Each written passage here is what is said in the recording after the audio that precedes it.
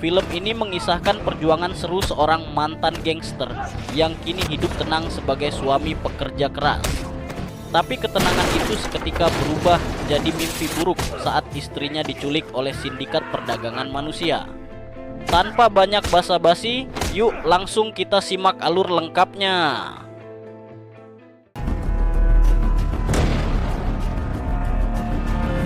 Cerita dimulai di pasar ikan segar. Dua pria, Kang Dong-chul dan sahabatnya Chun-sik, terlihat sedang sibuk menurunkan boks ikan.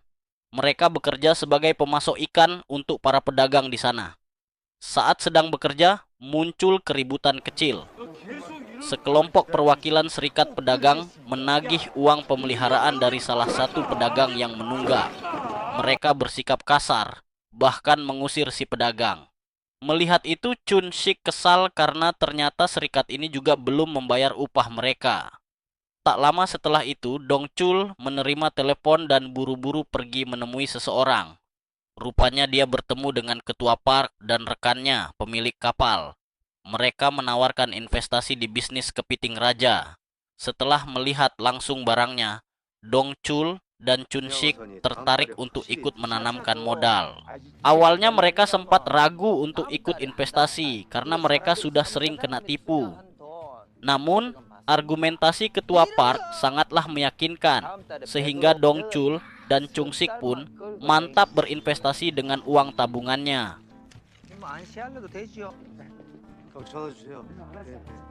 Sementara itu, istri Dong-chul, Jisoo, sedang bekerja di dua tempat sekaligus, panti jompo dan restoran, demi tambahan penghasilan. Karena sibuk, dia hanya bisa makan malam di mobil bersama sang suami. Saat itu juga, Dong-chul membahas investasi yang baru saja ditawari, tapi Jisoo langsung mengingatkan untuk berhati-hati karena mereka pernah kena tipu sebelumnya. Di tempat lain, sekelompok gangster pemilik usaha pinjaman membuka paksa pintu apartemen seseorang. Pemimpin mereka, Gi-tae, menyiksa seorang pria tua yang tak bisa bayar utang.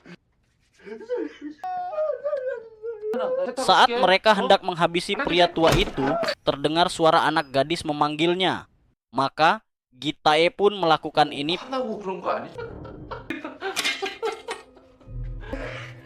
dan kemudian membawa anak gadis pria itu sebagai jaminan. Ini jadi tanda bahwa mereka bukan sekadar lintah darat, tapi juga bagian dari jaringan perdagangan manusia. Saat berkendara, mobil mereka menabrak bagian belakang mobil Dong-chul. Dong-chul yang turun untuk meminta pertanggungjawaban, justru dilempar uang dan disuruh diam.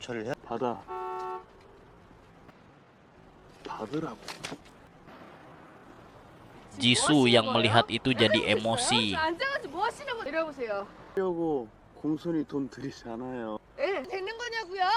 Gi-tae melihat Jisoo dan langsung tertarik padanya.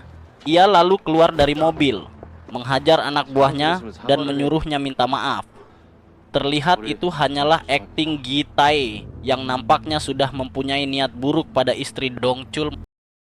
Keesokan harinya, Dong-chul mendatangi kantor serikat pedagang menagih sisa gajinya. Ketua Kang hanya memberinya uang sedikit, dengan alasan Dong-chul masih punya utang. Di minimarket, Chun-sik curhat soal kondisi keuangan mereka, sambil membahas investasi yang makin gak jelas. Lalu, ketua park menelepon memberi kabar kalau kapal mereka ditahan di wilayah Cina karena melanggar batas negara. Dari sini sudah terlihat gelagat buruk bahwa nampaknya Dong-chul lagi-lagi bakalan kena tipu orang yang berkedok investasi. Sungguh malang nasibnya ya. Di saat bersamaan, Jisoo berkonsultasi dengan pengacara soal kontrakan yang tak sanggup lagi mereka bayar. Saran sang pengacara, satu-satunya jalan adalah bercerai agar bisa bertahan secara finansial. Malam itu, Dong-chul mengajak istrinya makan malam di sebuah restoran mahal. Pada kesempatan itulah, Jisoo menyampaikan kondisi keuangan dan saran dari pengacaranya tadi siang.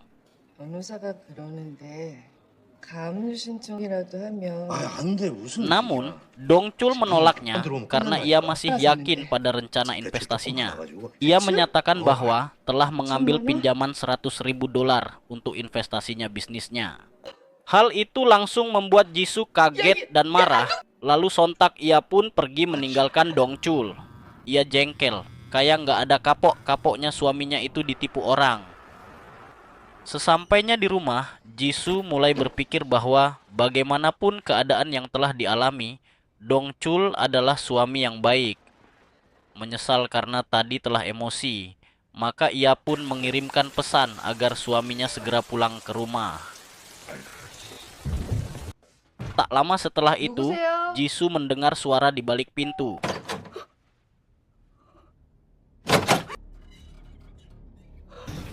Tiba-tiba, seseorang mendobrak masuk dan langsung menyekapnya dengan obat bius.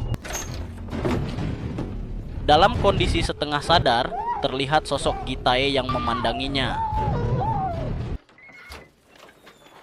Dongchul yang baru pulang mendapati rumahnya berantakan dan tak menemukan istrinya. Ia pun menyadari bahwa sesuatu yang buruk telah terjadi.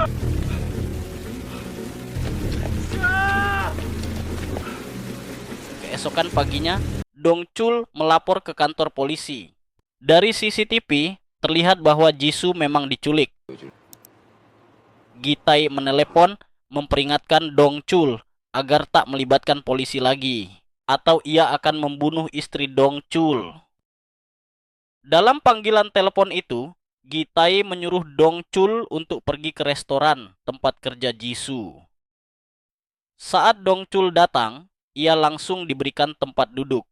Dilihatnya sebuah tas dan sebuah HP. Saat HP berdering, Dongchul pun mengangkatnya. Disitulah terungkap bahwa Gitae menculik istri Dongchul karena hendak menjualnya. Tas itu berisi uang yang digunakan untuk membayarnya.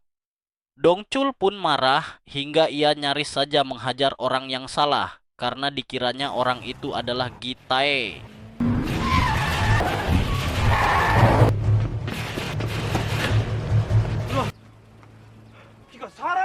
Besoknya, Dongchul kembali ke kantor polisi. Dengan jujur, Dongchul menceritakan semua yang terjadi termasuk menyerahkan uang dari Gitae. Namun, polisi mengungkap banyak alasan meski uangnya diterima. Tapi tidak ada perkembangan berarti. Ia melihat banyak poster wanita hilang terpajang di dinding. Karena merasa polisi lambat, dia memutuskan menyelidiki sendiri. Ia kembali menagih sisa gaji ke kantor serikat, tapi diusir.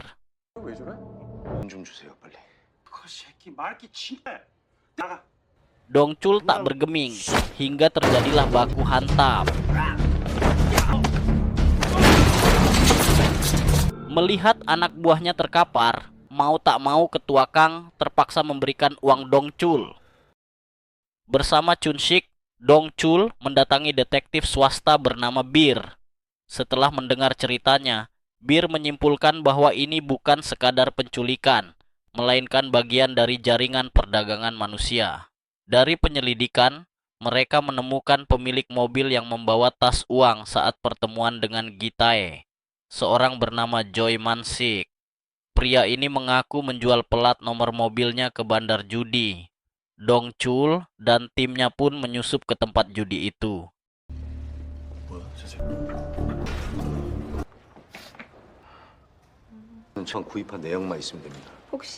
Karena bandar judi tak ingin memberikan informasi itu, kembali terjadi baku hantam. Namun, lagi-lagi Dongchul tak terkalahkan. Bandar judi itu terpaksa memberikan informasi tentang bisnis yang mengarah pada perdagangan manusia.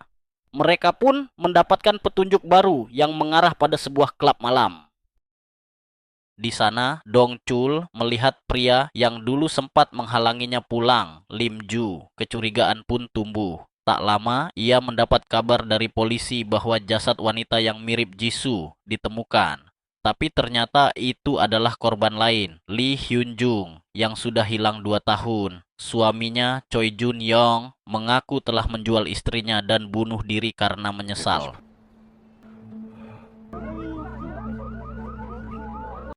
Dongchul melanjutkan penyelidikan ke kantor pembiayaan milik Gitae dan menyeret manajernya, Do Sik, ke markas detektif Bir.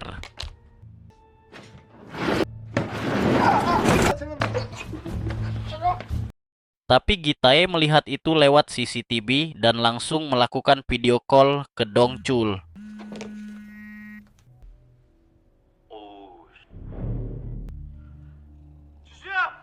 Gitae menyuruh Dongchul untuk membunuh Dusik karena dianggap gagal menjalankan tugas. Bila tidak, Jisoo akan dibunuhnya. Sontak, Dongchul pun mengambil tali untuk mencekik Dusik. Di depan layar terlihat ia telah membunuhnya, padahal aslinya Dusik hanya dibuat pingsan. Setelah Gitae yakin, dibuatnya kesepakatan baru, yaitu Dongchul agar menyerahkan uangnya balik bila ingin istrinya dikembalikan. Setelah sadar, Dusik yang merasa telah dibuang, bosnya pun membeberkan apa yang telah mereka lakukan dalam bisnis perdagangan manusia. Meski tak tahu pasti, Dusik memberi petunjuk lokasi markas mereka. Dari situ, mereka menyusun rencana untuk mencuri kembali uang Gitae yang kini disita polisi. Dengan menyamar sebagai jaksa, mereka menyusup ke kantor polisi. 때문에 나왔어요? 아 잠시만요. 이 사건도 내일 제가 담당 형사한테는 수고하십니다. Saat rencana mulai tercium, Dongchul menciptakan pengalihan dengan meledakkan mobil polisi dan berhasil kabur membawa uangnya.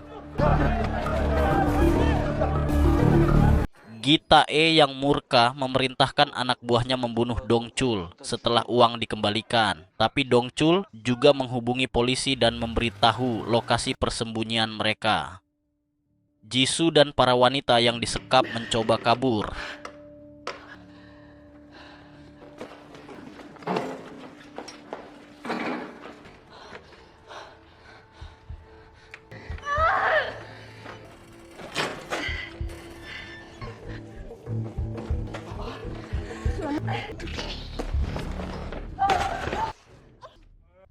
Hanya Jisoo yang berhasil lolos. Ia langsung mencari bantuan ke kantor polisi.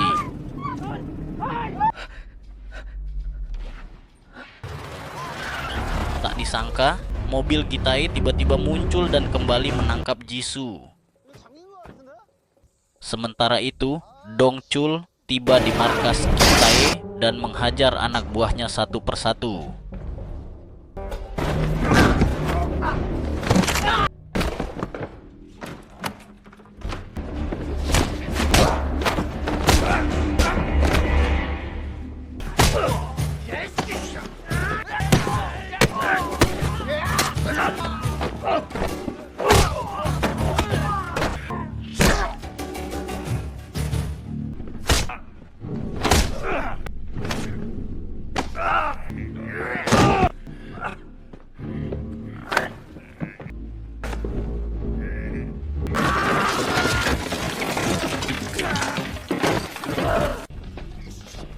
Detektif Bir dan Chun Shik juga menyelamatkan para wanita yang akan dipindahkan.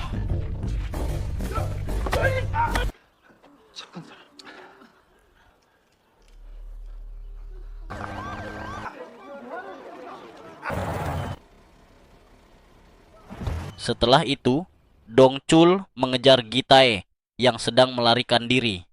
Terjadi aksi kejar-kejaran yang intens.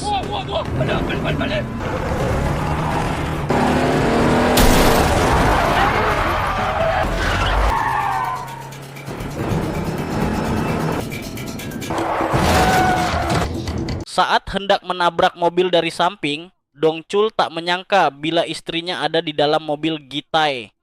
Maka ia pun mengambil posisi di depan untuk menghambat laju mobil itu.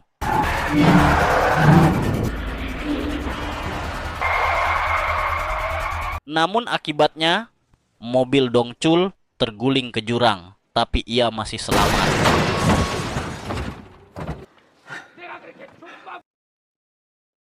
Saat Gitae mendekat, Dongchul menyerangnya. Lalu keduanya terlibat pertarungan brutal. Gitae sempat mencoba menusuk Dongchul, tapi gagal. Dongchul menghajarnya sampai tak berdaya. Di akhir film, Jisoo berhasil diselamatkan. Polisi datang dan menangkap seluruh jaringan Gitae. Kasus mereka pun diliput media.